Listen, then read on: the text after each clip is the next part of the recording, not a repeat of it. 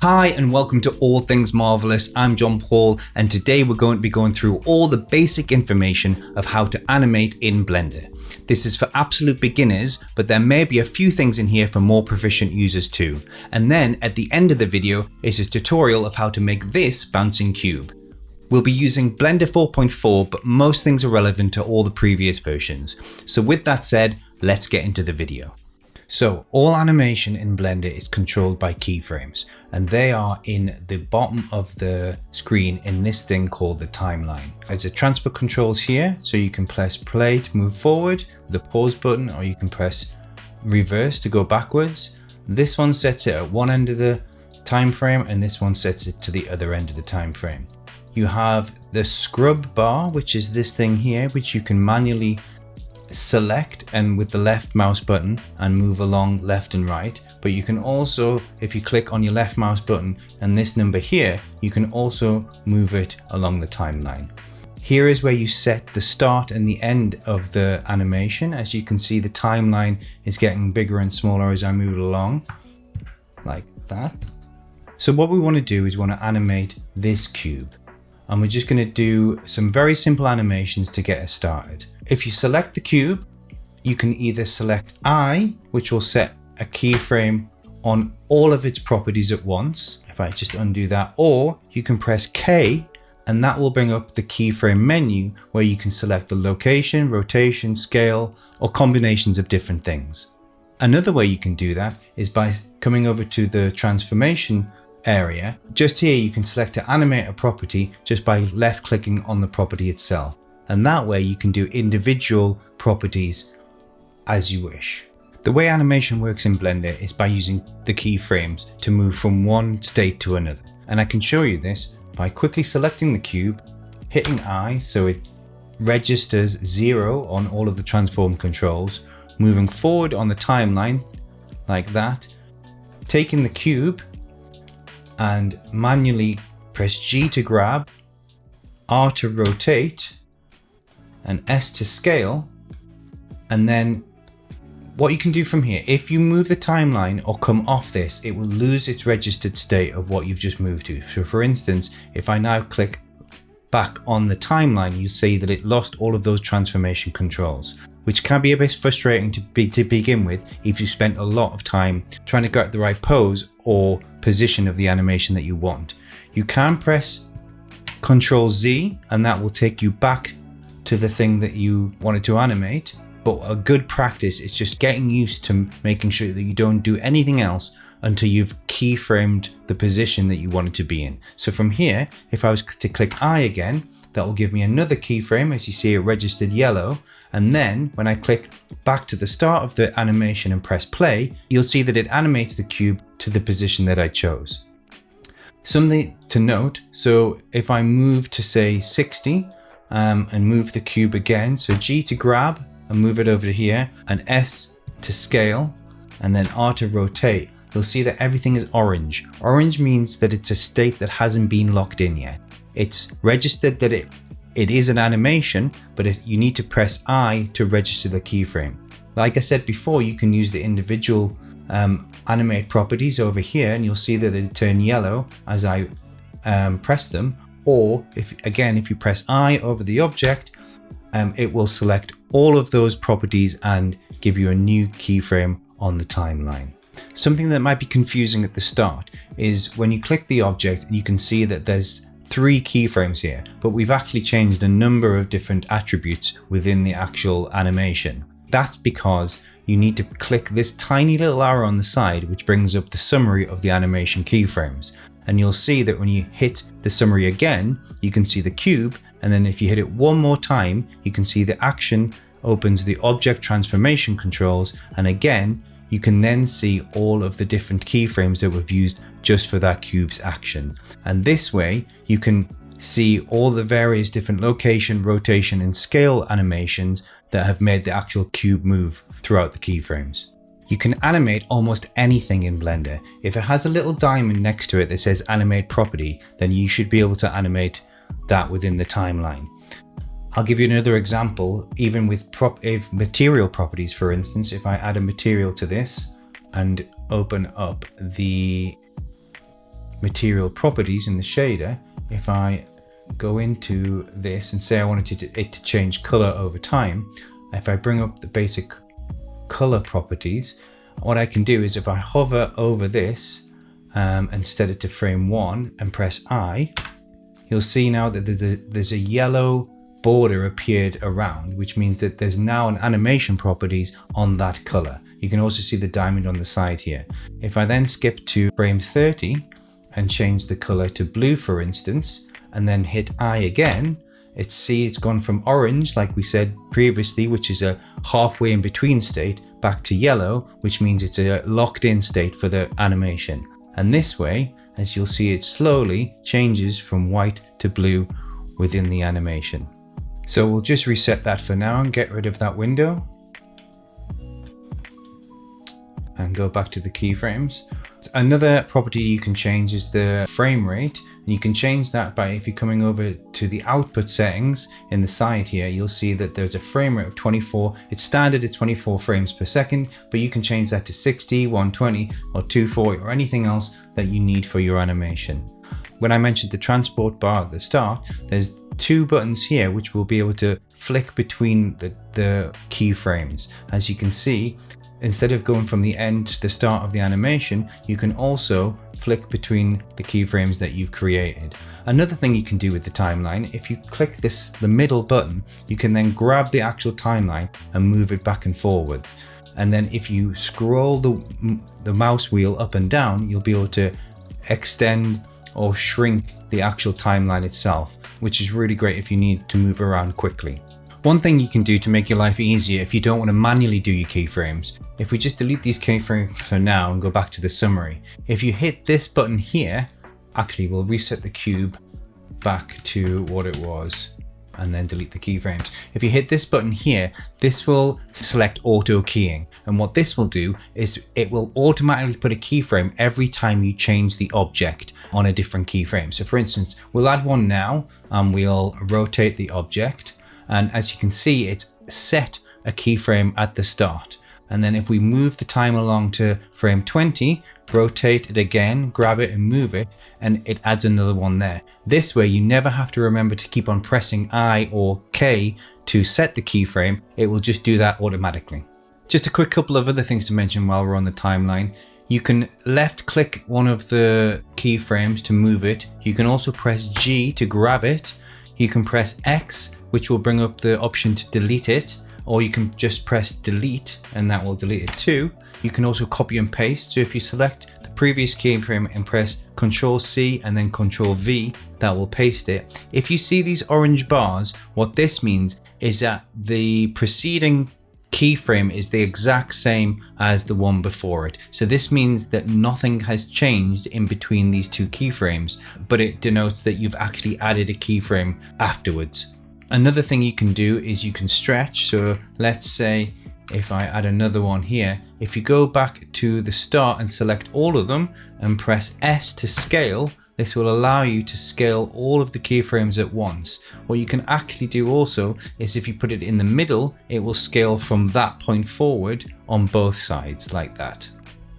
Most of the time it's best to leave the timeline in summary mode so you can have the timeline as small as possible and see just the very limited amount of keyframes that are within your scene. The next thing we're going to look at is the F curves and the graph editor. This is a really powerful section of the animation and something that I use a lot for smoothing animations and getting them to look natural or loop correctly. So we're going to open another screen here and we're going to direct this to the graph editor. And as you can see, you can now see these are all the things called F curves, which are part of what makes the animation system work within Blender. You can navigate this just the same as you could with the timeline as well. So if you hold the middle mouse button, that should be able to drag and move it along. But if you actually press Control, you should be able to shrink or zoom in the timeline as much as you want like this, so you can really dial in how you want to do the edits to the animation. As you can see, again, you have a drop down here where you can select the different animation attributes from the rotation, the location, and the scale. And again, with all the different things that you can animate, this is where they would appear. So what you can do here is you can set the animation F-curves, which is basically a timeline of how Blender interprets the actual animation itself. This section here, you can turn them off so that you can see just one at a time. And if I say go to the X rotation, you can see just one line. And this is really helpful if you want to just hone in on one type of animation attribute of that animation. So what you have is you have the 3 keyframes, and currently, if I select all of the animations and you press right click, it brings up this menu here. And what you can do here is you can change the handle type. These are called handles. And if you see, if I grab one side of the handle, it will move left and right and rotate like that. That will alter how the animation progresses along the timeline. Now, if you select all of the handles and right click, you'll have these options. You've got a handle type, which allows you to change where the handles are and how they're aligned, as shown with the images here, and the interpolation type. Now, this is really important for looped animation and for smooth animation. If you want something to be looped, in general, you will set it to linear, because what this will do, this will make sure that the start and end points are directly in line with each other, as if it's a continuation of the line from start to finish. If you want a more smoother animation, something that has a smooth start and an end, Bezier is the way forward for things like that. And of course, you have a constant as well, and this can be used for stepped animation. So for instance, if I unmuted all of them here, if you press A over all of them, that will select all of the keyframes at once. Change to constant, what you'll see is you get the 3 stepped bit of animations that I had inputted previously, but there's no interpolation in between them. It literally just jumps from one keyframe to the next, like that. And if I go back to Bezier, you'll see that the timeline is slowly moving the animation in an eased type way. When I say the word easing, that relates to how soft these handles handle the actual curve from the start to the finish. If I select them all and go into the easing type, you'll see that there's automatic easing, which is what it's normally always set to, but I can also choose to just ease in, just ease out, or to ease in and out. One of the other things here is the interpolation mode of the actual easing itself. And you can use this to get a more refined snappiness within the animation itself. So for instance, if I set it to cuboid, you'll see that it's got a much more pronounced starting and ending. And if I go all the way to exponent, you'll see that it does a very snappy animation like that. Each one of these has a different feel to them, and depending how you're trying to animate, you should experiment with these to see what feel or effect that you need given the animation that you'd like to achieve. Another thing to explain about the handles on the F-curves, if I just, for instance, solo the Y rotation and set that back to Bezier, if I select this keyframe here and press scale, I can actually change how much the keyframe F-curve will affect the actual angle of the Bezier curve. So for instance, if I scale it right down, you'll see that I can get a very small controlled as well as a very large movement using the scale function. So a really powerful function within Blender is a thing called modifiers to do with the F-curves. What we're going to do is we're going to take this cube here and we're going to delete all of the animation we have on it so far. We're going to press I again to set a keyframe on all of the properties. And then what we're going to do is we're going to take the cube and we're going to move forward to frame 100 using the timeline scribber here. And we're going to press G to grab and move it all the way over here. And then what we're going to do is we're only going to select the Y value. So that will lock in just the Y value animation. So now we have an animation that moves from right to left along the screen. So I can show you how this works with the modifiers section. If I go back to the start, as you can see that all of these are yellow, and we're going to undo everything except for the Y location. and that should give us a blank timeline with just one F curve to manipulate. Within the graph editor, if you press the N key, just like in the 3D viewport, you'll be able to see that it adds this extra layer of menus. What you have is F curves, modifiers, and view. And in the modifiers section in this drop down, you have a selection of different attributes that can be added to the F curves. So one that I use a lot is cycles. If I click on cycles, what you'll see is it wants to duplicate the 2 keyframes that you've already put in. So if I press play, you'll see, actually what I'll do is I'll make this a little smaller so it's easier to see. If I go from frame 1 to 20, you'll see that it repeats that over and over again. But another great thing you can do with this is you can come over here, instead of repeat motion, you can do repeat motion with offset, and you can do that from the start and the bottom. And what this means, it will repeat the animation, but it will just continue going as if it was moving in a straight line. So if I've pressed play now, we only have 2 keyframes, but it's actually continuing it in motion at that set amount of distance over and over again. And we also have things like repeat mirrored. So this means it will go back and forward, as you can see. And then we have just the standard repeat motion. So another one I use quite a lot is a noise function. And what we can do here is add extra animation to the 2 keyframes. So at the moment we just had a straight line. What this is going to do, this is going to add movement to that straight line. So if I press play, you should be able to see, you can just see a juddering there. That is the actual noise itself. So if I take out the second keyframe, just reduce, all of the modifiers need at least 1 keyframe to work. So it has 1 keyframe on frame 1. And then we select it within the graph editor, and we can change a few details within the modifier itself. For instance, the scale, the strength, the offset, the phase of it, and the depth.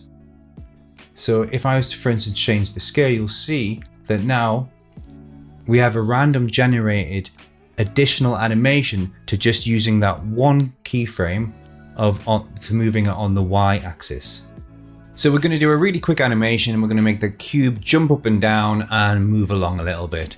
So first thing we're going to do is we're going to take the cube and set it so that it's on the ground, and we're going to lock it to the Z axis. You press G to grab and then Z, which will lock it to the Z axis, and we'll just leave it there. Then we'll press I to give us a keyframe. As you can see, that's locked in the transform controls, which is the location, the rotation, and the scale. And if we again set it to the side view, what we're going to do is we're going to move forward to say frame 15, and we're going to scale it on the Z and then scale it outwards and grab it and again put it on the bottom of the floor. And I think we'll do it a bit more, actually scale on the Z, that, and then we'll lock in that motion. So it's going to squeeze to the floor, and then from there we are going to get it to jump into the air. So what we can do is we're going to grab it and set it up into the air. We're going to reset the scale to 1, which it was, back to its original size, and then we'll set another keyframe by pressing I and see what that looks like. So it squeezes to the floor, jumps up, and then we'll bring it back down with a bounce. So if we grab it again and we'll set another keyframe. Okay, so what we have squeeze into the floor, jumping up and landing. Obviously you can see that the timings aren't quite correct. So what we can do is we want a quicker squeeze. So we'll move that keyframe in there, squeeze. We want a really fast jump up. So we'll put that maybe about there, and then that there. Let's see what that looks like. So we want the bounce to come down. Now, if we head over to the graph editor, we should be able to dial in these things a little bit better. So with just the Z location, what we are going to do is this last one here, we're going to treat this as a bounce. So if I come into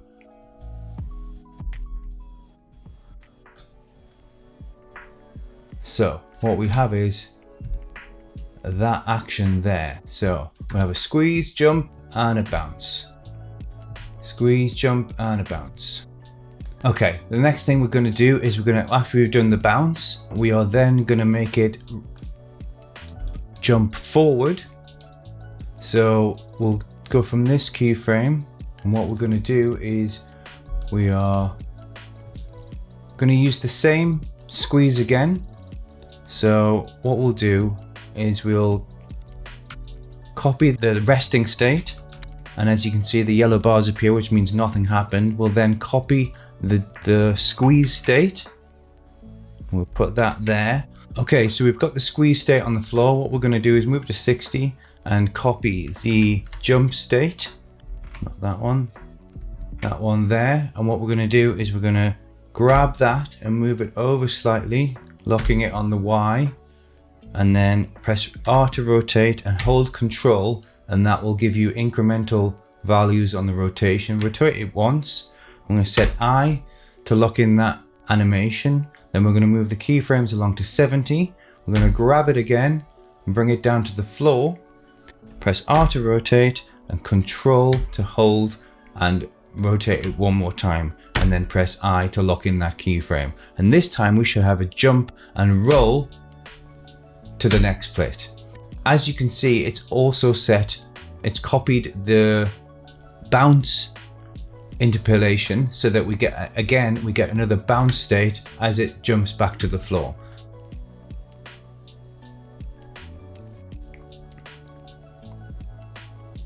So we're going to do this a couple more times,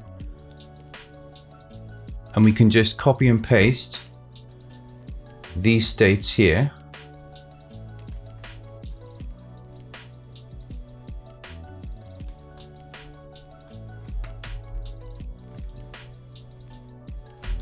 And what we'll do is we'll make it move around the floor a little bit.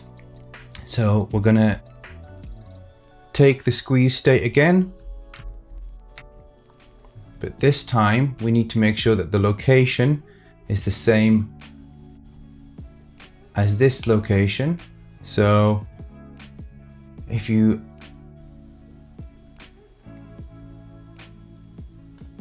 what we can do is we can copy that location there to this keyframe. And remember, when it's on orange, you just need to, if you hit it twice, that will lock in that keyframe. Don't forget, we need to lock in the rotation as well. So it was -180, and we'll lock that in. So now we have another squeeze state. What you can see is the bounce is being copied for all of them. So we need to select this keyframe in the timeline, and we put the interpolation mode back to Bezier, and then we get a nice smooth squeeze rather than it trying to move its location. Then we move the timeline on a little bit, and we can take the cube, grab it, set it into the air, reset the scale to 1, rotate it a further 180 degrees, or 90 degrees, sorry. We will again lock in the state at that keyframe. And then this time, I think what we're going to do is we're going to move it a little bit to the right. So we'll take that and we'll lock in the X by pressing X when you grab and then move. And we'll put it over there, and we'll press I over the location. And then we'll bring it back down to the ground So press G to grab, and we'll rotate one more time, and we'll press I to locking those animations, but we'll come back to this top keyframe and we'll set it again to bounce. So now if we zoom, we should have a first bounce, second bounce, third bounce over there. So what we'll do from here is we'll make it do one last jump and go all the way back to the start. So we'll take this keyframe and we need the squeeze keyframe, which is this one here.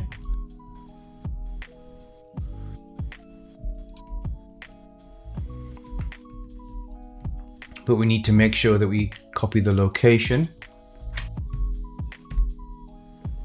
and lock that in.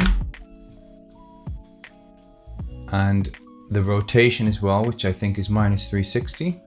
So that's, and lock that one in as well. So we've got our squeeze.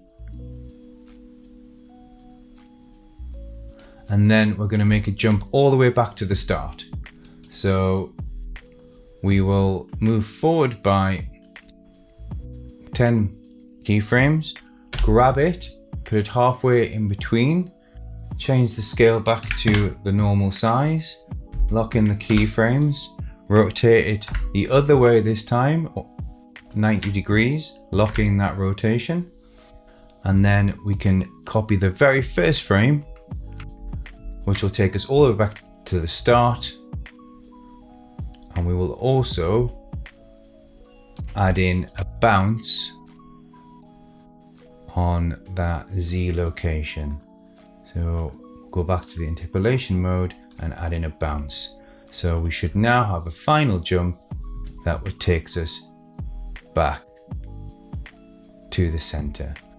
Now, I'd like this animation to repeat using a cycles modifier. So what we need to do is we need to grab all of the animation, and since the keyframes are 250, it has to be exactly half, so that'd be 125. So we'll scale these down to 125 like that, and that means the start and the end frame are exactly the same cube. And then we'll add a cycles modifier to all of these F curves. So we'll start with the Y location and we'll go modifier, cycles, repeat with offset.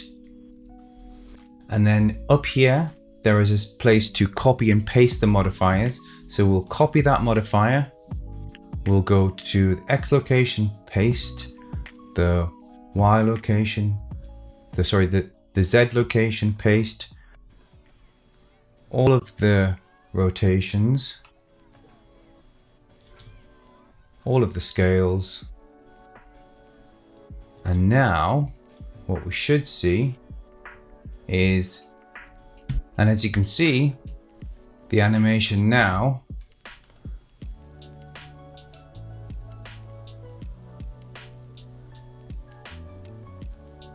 repeats in a cyclical motion and loops as well over the 250 frames. One thing we can adjust is if you see the cube slowly dips between the floor there when it does the squeeze. So what we can do is we can adjust the handles and the curve on the handles so that it doesn't do that. What you do is if you select the frame that it's going to and grab the end of this handle here, we'll hide all of the other ones and go just to the Z location, and we can move that up.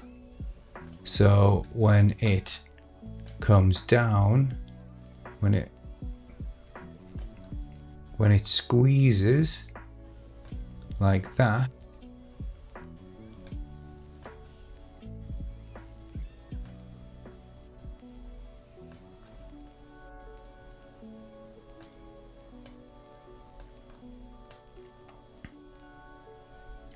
it stays more suited to the ground.